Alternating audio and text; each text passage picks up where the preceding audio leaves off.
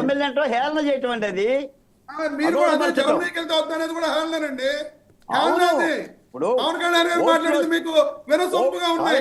ఓట్ల శాతాన్ని బట్టి ప్రతిపక్ష హోదా మాట్లాడతారు బాలకోటి గారు. మీరు మనకి ఇష్టం వచ్చినంత వరకు కాదండి. ఇప్పుడు ప్రసాద్ గారితో బాలకోటి గారితో గొడవలు ఏంటండి? మీరు పార్టీలు ఏమన్నా ఉండేలా ఉంటే వాళ్ళతో మీరు డిస్కస్ చేసుకోవాలి కానీ ఆయన బాలకోటి గారు తెలుగుదేశం పార్టీ వర్మ గారు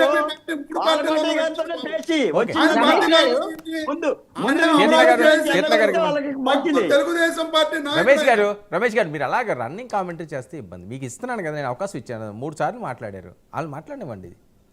కాదు రమేష్ గారు, సేఫ్ గేమ్ ఆడటం అంటే ఇదేనా? అంటే జగన్మోహన్ రెడ్డి గారు ఆడుతున్న స్టైల్ మీరు ఆడుతున్నారు. నేను చాలా పాయింట్స్ మీరు రైజ్ చేస్తే ఓన్లీ ఒక పాయింట్ తీసుకొని నాకు ఒక వీడియో తీసుకొని వస్తున్నారు.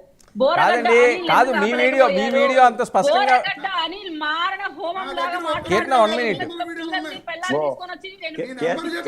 మాట్లాడుతుంటే ఎందుకు ఆపలేకపోయావు? రమేష్ గారు కీర్తన గారు మీకు మాట కాదు. కీర్తన గారు మీరు ప్లే చేసిన వీడియోనేమో వినిపించింది అందరికి. రమేష్ గారు ప్లే చేసిన వీడియోకి వాయిస్ లేదు. అందుకనే నవ్వుతున్నారు ఆ వీడియో రాలేదండి. గూగుల్లో ఎత్తుకొని కనబడుతుంది, మీరే చెప్పారు కదా. అండ్ కేఎస్ ప్రసాద్ గారికి కూడా చిన్న ప్రశ్న సార్. అంటే సార్ మాట్లాడిందా నేను పూర్తిగా వాస్తవం ఉంది కాబట్టి నేను యాక్సెప్ట్ చేస్తాను. బట్ నా చిన్న క్వశ్చన్ ఏంటంటే మమ్మల్ని మాత్రమే ప్రశ్నించడానికి కేఎస్ ప్రసాద్ గారు ఉన్నట్టున్నారు. ఎందుకంటే కేంద్రం పెట్టిన ప్రతి బిల్లుకి ఆమోదం పలికి అక్కడ ఏ విధమైన వ్యతిరేకత చూపించకుండా జగన్మోహన్ రెడ్డి గారు 5 ఏళ్లు వంగంగి నమస్కారాలు పెట్టి శాలువాలు కప్పి వెంకటేశ్వర స్వామి విగ్రహం ఇచ్చుకుంటూ పోతున్నప్పుడు ఎందుకు కేఎస్ ప్రసాద్ గారు మాట్లాడలేకపోయారనేది నా స్ట్రైట్ ఫార్వర్డ్ క్వశ్చన్. ఎందుకంటే అధికారంలో ఉన్నప్పుడు మీ ఎంపీలు అక్కడ ఉన్నప్పుడు మీరు ఎందుకు మాట్లాడలేకపోతున్నారు? అమ్మా నువ్వు అడిగిన దానికి నీ సమాధానం ఏంటమ్మా తెలుసంటే, వైజాగ్ స్టీల్ ప్లాంట్కి తూతు మంత్రంగా ఇవాళ ఇచ్చిన ప్యాకేజ్ ఇస్తే ఆ రోజు కూడా తీసుకోవడానికి వ్యతిరేకించింది జగన్మోహన్ రెడ్డి. నీకు చెప్తా సబ్స్టాన్షియల్ ఇన్సిడెన్సెస్. ఇలాగే పోలవరంకి ఎప్పుడైతే హైట్ తగ్గించి ప్యాకేజ్ ఆర్ఆర్ది తగ్గించడానికి చేస్తున్న దానికి పోలవరంలో ప్రత్యేక హోదా గురించి మళ్ళీ మీరు పోలవరం స్టీల్ ప్లాంట్ ప్రత్యేక హోదా మెడలు వంచి తెప్పిస్తామన్నారు. 5 సంవత్సరాలు ఎందుకు 2016లోనే దానికి సంబంధించిన ఉత్తర ప్రత్యుత్తరాల్లో దగ్గర 6,000 కోట్ల పైచలకు తీసుకున్నారు.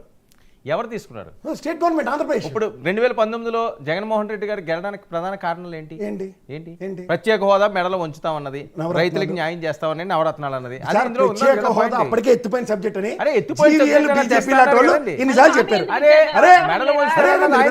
మీరు వినండి. ఒక్క నిమిషం అమ్మా గెలుతున్నా, ఒక్క నిమిషం మీరు అడిగారు కదా చెప్తా జాగ్రత్త వినండి.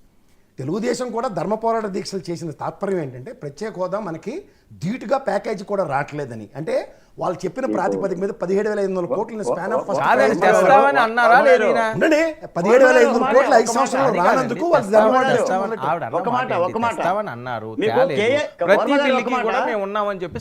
ఏం బిల్లు ఎవడేవట్లే అందరూ ఇస్తున్నారు.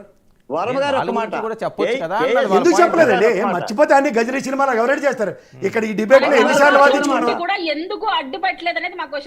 ఏ బిల్లుకి అడ్డు పెట్టలేదమ్మా. నేను ఇవాళ బీజేపీ విధానాలకు ఈ రోజు కూడా వ్యతిరేకిస్తున్న ఏకైక వ్యక్తిని నేనే. బీజేపీ విధానాలకు వ్యతిరేకిస్తున్న ఏకైక వ్యక్తిని నేనే. చెప్పండి. కేఎస్ ప్రసాద్ గారు బురదమట్టు టైపు. మీరు ఇలా పట్టుకుంటే ఇలా జారిపోతాడు, ఇలా పట్టుకుంటే ఇలా జారిపోతాడు. ఎందుకంటే మనం ఆంధ్రప్రదేశ్ అయితే అమెరికాలో పోతాడు, అమెరికా గురించి మాట్లాడితే ఆంధ్రప్రదేశ్ లోకి వచ్చేస్తాను. ఆయనకు ఆ విద్యను మొత్తం తెలుసు. కాబట్టి జగన్మోహన్ రెడ్డి గారికి ఎలా పూత రాసి ఒడ్డునెయ్యాలో ఆయన బాగా నేర్చుకున్నాడు. నిష్ణాతుడు. అన్ని మాట్లాడాలి. నాకు జగన్మోహన్ రెడ్డి వడ్డీనే కాదు, ఆంధ్రప్రదేశ్ రాష్ట్రాన్ని ఎవరైనా వడ్డేస్తారని చూస్తున్నాం. మీరు మళ్ళీ లక్షిక్కని కూర్చున్నారు దాంట్లో. చూద్దాం ఇప్పుడు కూడా పోలవరం ఉంది, వైజాగ్ నెక్స్ట్ స్టేజ్ ఉంది. కీర్తన గారు ఏంటి మెగా పెడుతున్న మళ్ళీ విష ప్రచారాలు జరుగుతున్నాయట? నిన్నటి వరకు ఏమన్నా రాజ్యసభ చేశారు, ఈ రోజు ఎమ్మెల్సీ చేశారు, అసలు మంత్రి లీక్స్ ఏమైనా ఉన్నాయి మీ దగ్గర? అమ్మ కీర్తన దిక్కుమాలి బడికి తెరలేపింది కూడా వాళ్ళు తప్పేలా ఛానల్ నాగబాబు గారి గురించి పెట్రోల్ బంక్ వచ్చి మళ్ళీ మొదలెట్టాడు అదే దుకాణం. మీరు నాగబాబు గారి విషయం అడగడం మర్చిపోయారు. చెప్పండి కీర్తన గారు. సోషల్ మీడియా ట్రోలింగ్స్, ఈ సోషల్ మీడియా కాదు, నిన్న తపేలా ఛానల్లో పెట్రోల్ బంక్ కూడా మాట్లాడాడు. మా అఫీషియల్ పేజ్ లో క్లియర్ గా వచ్చేసింది. పవన్ కళ్యాణ్ గారి స్టేట్మెంట్ వచ్చింది. సో దాన్ని మీరు ఫాలో అవ్వండి. సోషల్ మీడియా ఫాల్తూ గారి స్టేట్మెంట్స్ కి ఫాలో అవ్వకండి. ఇలాంటి ఫాల్తూ డిస్కషన్ ఏంటి బాలకోట గారు ఎందుకు ఈ ప్రచారాలు జరుగుతున్నాయండి? అనుకూల ఛానల్స్ లో కూడా ఈ రకంగానే చేస్తున్నారని వర్మ గారు అసలు నిజంగా మనం మాట్లాడాల్సిన అంశం నాగబాబు గారి అంశం ప్రధానమైన అంశం. ఎమ్మెల్సీ ఎన్నికలు జరుగుతున్నాయి.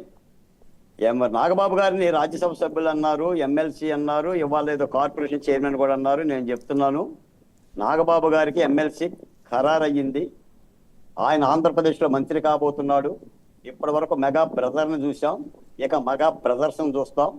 ఇద్దరు మంత్రి హోదాలోనే కానీ ఉంటారు. పవన్ కళ్యాణ్ గారు మాత్రం ఫ్యామిలీ రాజకీయాలకి వ్యతిరేకం. మేము కుటుంబం నుంచి ఒకలే ఉండాలనడానికి అచ్చెన్నాయుడు గారు, రామ్మోహన్ నాయుడు గారు, చంద్రబాబు నాయుడు గారు, లోకేష్ గారు, ఇప్పుడు నాగబాబు గారు, పవన్ కళ్యాణ్ గారు. కేసరి గారు మీరు మాట్లాడండి, నా వల్ల కాదు కానీ ప్రసాద్ Right, గారు. right. కానీ ఇలా స్టేట్మెంట్లు లేవు కదమ్మా. నేను నా కుటుంబం తేమని చెప్పలే కదా. రాజకీయాల్లో తెస్తాము, మా అమ్మని రాజకీయాల్లో తెస్తాం, తరిమేస్తాం, చెల్లిని రాజకీయాలు తెస్తాం, తరిమేస్తాం, వాడుకొని మనమే మాట్లాడాలి. కాదమ్మా, నేను ఇలా రాజకీయాల ఫ్యామిలీ కోసం చేస్తానని ఆయన స్టేట్మెంట్ ఇవ్వలే కదా. Okay, okay. ప్రవచనాలు ఇస్తే దానికి ఖండించవలసి వస్తుంది. ప్రవచనాలు ఇవ్వకుండా వాళ్ళ చెల్లిని తెచ్చాడు, బాబాయిని తెచ్చాడు, మేము మారుతాం. మీరు అనలిస్ట్ గా ఉండండి దయచేసి. అలాగే ఉన్నాం. మీకు నచ్చట్లేదు, ఎందుకంటే మీకు నచ్చిన భజన కావాలి మీకు. మీరు